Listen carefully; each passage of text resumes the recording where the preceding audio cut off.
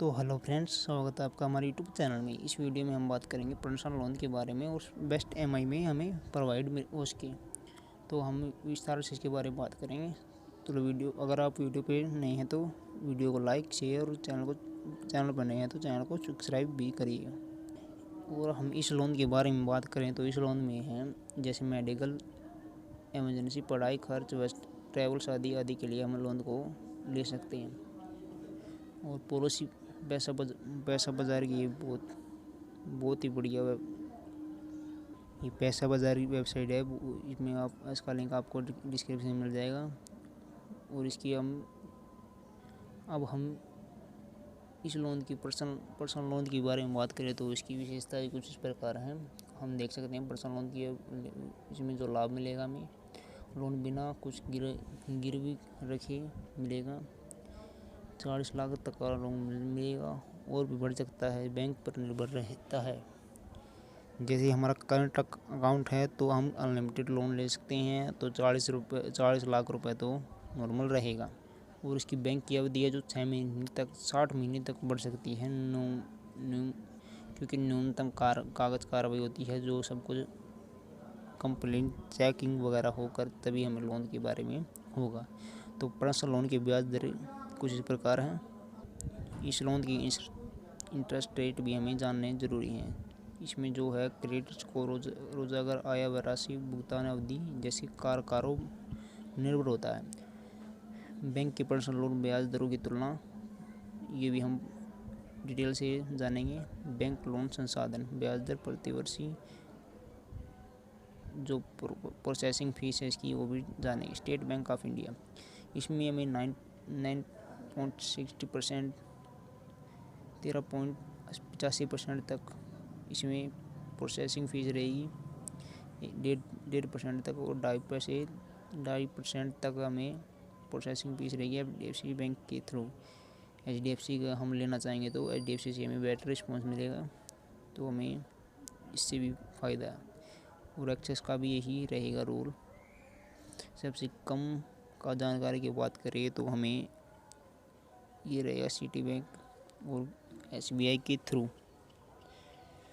SBI इन loan का support तो करता है पर टाइम पर पैसे देने की कोई जिम्मेवारी नहीं लेता है। इसमें बहुत एसबीआई का, क्योंकि सरकारी प्रोसेस हो गया, बहुत लंबा चलता है, इसलिए एसबीआई की कोई गारंटी नहीं है। क्योंकि हम एचडीएफसी से अप्लाई करते हैं तो वो एक प्लैटिनम कार्ड देते हैं, उसमें हमें लोन का सब अमाउंट ऐड करके देंगे, वो हमें जहाँ पर यूज कर सकते हैं। इसलिए हम आपको सजेस्ट करेंगे एचडीएफसी के थ्रू ही लोन ले। 30 से ज़्यादा लोन पार्टनर से पर्सनल लोन ऑफर का प्राप्त करें। ये हमें और फ्रेंड्स आपको पता होना चाहिए कि आपकी मानसिक इनकम के थ्रू ही आपको लोन प्रोवाइड होगा। चलो हम आगे की डिटेल से बात कर रहे हैं। तो ये बैंक ये मानता है कि आवेदक की इनकम ज़्यादा होगी तो लोगों लोन का भुगतान समय पर कर पाएगा। इसलिए जिन लोगों की इनकम ज़्यादा होती है तो उन्हें पर्सनल लोन जल्दी और कम दरों पर मिलता है। ये जानकारी भी बहुत महत्वपूर्ण है, हमें पता होनी चाहिए इसके बारे में। ये कैसे काम करता है, बैंक के सस्ता संबंध और पर्सनल लोन के प्रकार। वेडिंग लोन और वेडिंग लोन के बारे में हम बात करें तो इसका भी कुछ इस प्रकार से है। क्योंकि जो बड़े बड़े बिजनेसमैन हैं या कोई भी लगा लो जो शादी करते हैं, जिसका खर्च अमाउंट बहुत ज़्यादा होती है, तो वो लोन यहाँ से ले सकते हैं। जो बड़े बड़े लोग होते हैं, बड़े बड़े जो खर्च करते हैं, यहाँ से लोन उनको सुविधा मिल सकती है। वेडिंग लोन की सुविधा पैसा बाज़ार प्रोवाइड कर रहा है। ये सब आप पैसा बाज़ार.com पे आकर देख सकते हैं। और ये वो पॉलिसी है यहाँ पर हायर एजुकेशन लोन।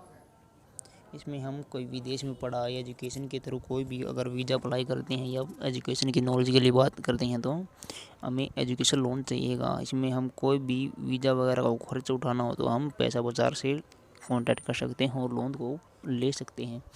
इसमें कोई भी हमारा एजुकेशन से रिलेटेड या बच्चे का पढ़ाई का खर्च उठाना हो तो हम पैसा बाज़ार से फुल सपोर्ट ले सकते हैं। इससे बहुत अच्छा और बेटर रिस्पॉन्स रहेगा और बेस्ट EMI से लोन मिलेगा। चलो हम अगली डिटेल के बारे में देखते हैं और अगली पॉलिसी पढ़ते हैं। मेडिकल लोन की डिटेल कुछ इस प्रकार है। अगर अचानक मेडिकल इंश्योरेंस आ जाती है और आपके परिवार मेडिकल इंश्योरेंस नहीं है तो आप मेडिकल खर्च के लिए पर्सनल लोन ले सकते हैं। अगर मेडिकल में मान लो किसी को अचानक से कोई व्हीकल के थ्रू या किसी को चोट वगैरह पैर पर चोट लग जाती है, ऑपरेशन हो जाता है, तो उसका खर्च आपके पास नहीं है तो हम पैसाबाजार.com से लोन आराम से ले सकते हैं, क्योंकि कोई भी दिक्कत वाली बात नहीं है। इंश्योरेंस हो ना हो तो हम तुरंत ही मेडिकल के थ्रू पैसाबाजार.com से बात करके ये लोन ले सकते हैं। और हमें क्या क्या दस्तावेज, डॉक्यूमेंट, कागज़ कार्रवाई जो करनी होगी हम यहाँ से देख सकेंगे। पर्सनल लोन की कुछ योग्यताएं और शर्तें भी होती हैं जो हमें ज़रूर जानना होगा। पर्सनल लोन के लिए निम्नलिखित जो कागज़ हैं वो हमें तैयार रखने होंगे। उम्र 18 होना चाहिए और निम्न अधिकतम उम्र 60 वर्ष की होनी चाहिए। क्रेडिट स्कोर 750 से ज़्यादा होना चाहिए। सैलरी 15,000 तो नॉर्मली होनी चाहिए, जिससे कि आपकी EMI कम पड़ेगी और आप पर दबाव भी नहीं रहेगा। और पर्सनल लोन की जो फीस और शुल्क है ये भी हमें मालूम होनी चाहिए। पॉलिसी लोन फीस और चार्ज भी लागू करता है। कुछ मुख्य फीस इस प्रकार हैं। प्रोग्रेस फीस में है जो ये फीस लोकप्रिय और पर्सनल लोन प्रोसेस से संबंधित शुल्क के लिए होती है। आमतौर पर प्रोसेसिंग फीस 1 से 3% तक होती है। जो है पर्सनल लोन में बैलेंस ट्रांसफ़र की बात आती है तो बैलेंस ट्रांसफ़र के तहत पर्सनल लोन और बैलेंस ट्रांसफ़र इसकी बात आई तो हमें कैंडिडेट के जो है डॉक्यूमेंट और दस्तावेज को चेक किया जाएगा कि कोई भी पहले कोई लोन तो नहीं चल रहा है, कोई EMI पेंडिंग में तो नहीं है। अगर वो क्लियर होगी तभी तो इसमें लोन ट्रांसफ़र आपको किया जाएगा। तहकीकात भी होगी जब भी आपको लोन की और लाभ उठा पाएंगे। यह है पॉलिसी बाजार का नियम। जो है पैसा बाजार पर पर्सनल लोन के लिए दस्तावेज कैसे आवेदन करें। पैसे बाजार का जो है टैब 1 इस प्रकार है। पर्सनल लोन आवेदन की प्रक्रिया शुरू करने के लिए एक आपको लिंक दी जाएगी, उस पर लिंक पर क्लिक करना। और दूसरा है इसमें जो जानकारी मांगी जाएगी वो आपको डालनी होगी और राइट ही डालनी पड़ेगी। जो मेरी प्रॉपरली नाम है वो सब डालने जाएंगे कोई भी, क्योंकि इसमें चेकिंग होती है।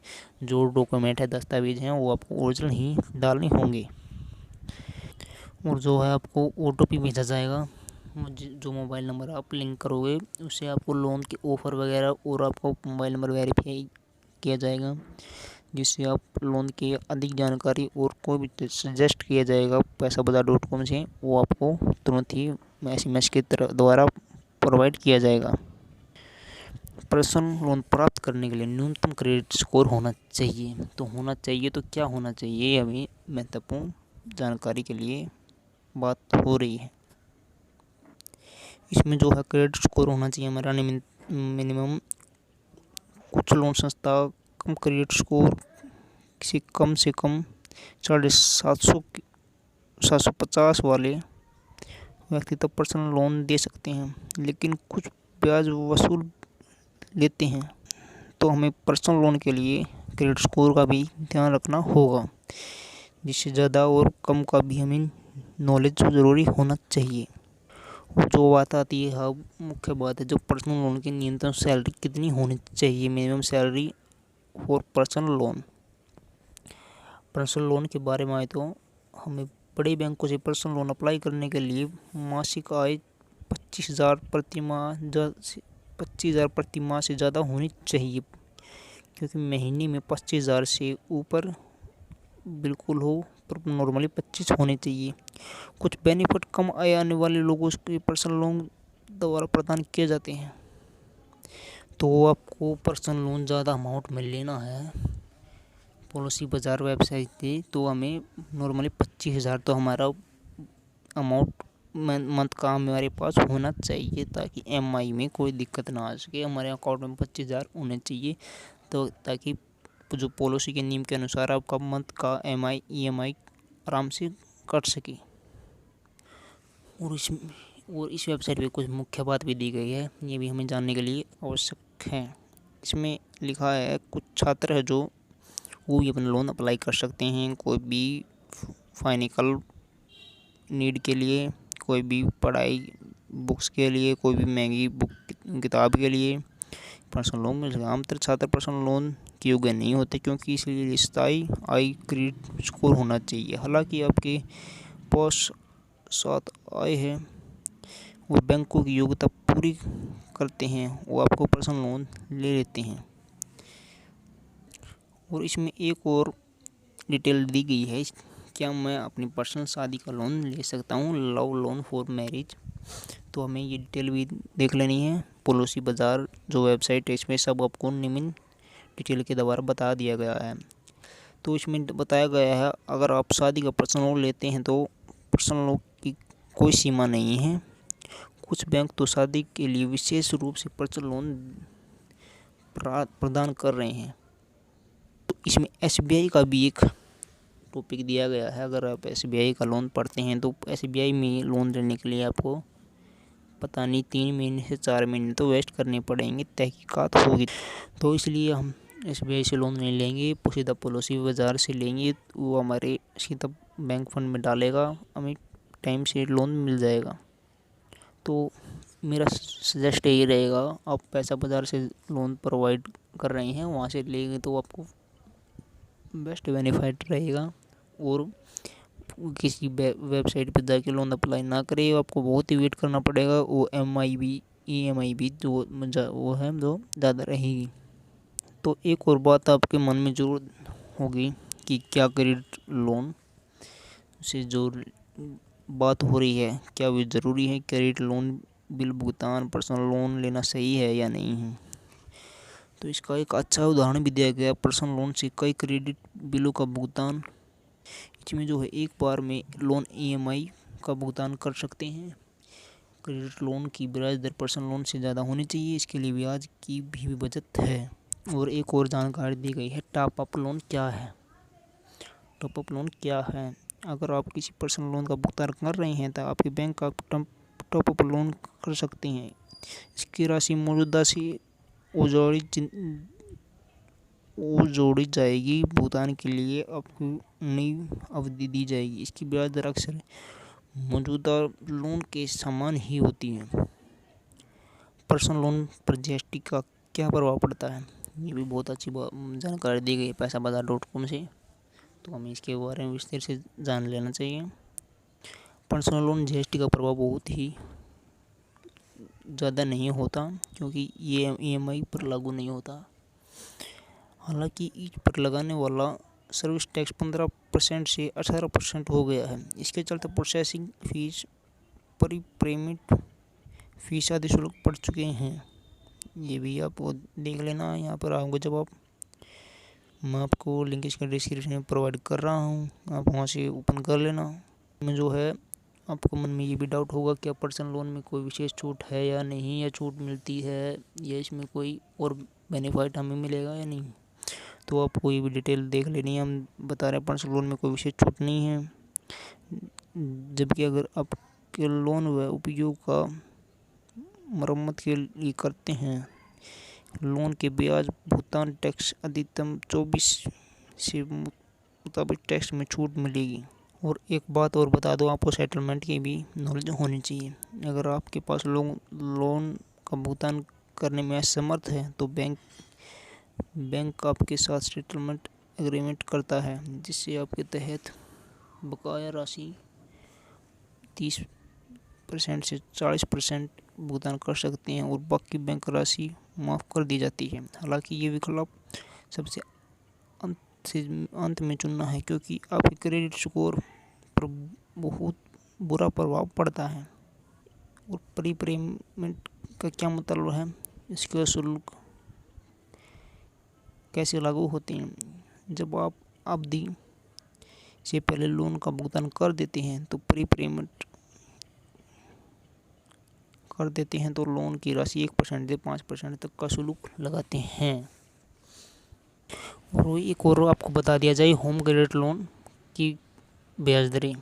होम क्रेडिट पर्सनल लोन की ब्याज 2% प्रति माह शुरू होती है। लागू ब्याज दर मुख्य राशि पर लोन लेने के लिए हमें प्रोफाइल आदि निर्भर करता है। या प्रोफाइल में आपकी कोई मिसिंग है या प्रोफाइल वेरीफाई नहीं हो पा रही है किसी भी वजह से, मान लो आपको कोई लोन पेंडिंग में बैकग्राउंड में, तो आपको पहले से वो ठीक करना होगा और लोन पे करना होगा। बैकग्राउंड से सब लेन देन है जो आपको हटवाना पड़ेगा, तभी आप लोन ले सकते हैं। तभी आप प्रोफाइल आपकी वेरीफाई होगी, तभी बैंक आप पर ट्रस्ट करेगा।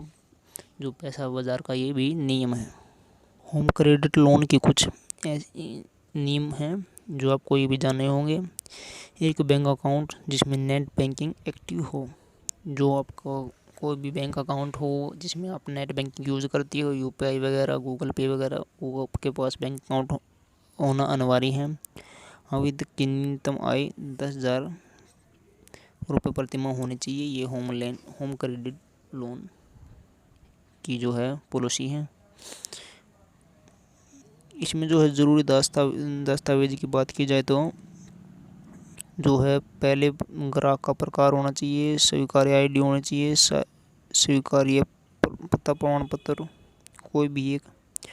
जैसे पहले बात की जाए ग्राहक का प्रकार, मौजूदा ग्राहक, इसका पैन कार्ड भी होना चाहिए और पोस्टपार्ड वोटर आईडी, पासपोर्ट जो हमारी वोटर आईडी वो भी होना चाहिए, ड्राइविंग लाइसेंस होना चाहिए, जो है 2-3 से 1-2 फ़ोटो होनी चाहिए। जो है होम पर्सनल लोन के लिए आपको तभी आगे डॉक्यूमेंट वेरीफाई होंगे। जो इसका एक और बात आपको पता होना चाहिए, जो आप देरी से ईएमआई का भुगतान करते हो, मान लो आपका 350 तारीख है आपकी और एक दिन के बाद भुगतान करते हो तो 800 तारीख के 330 दिन बाद भुगतान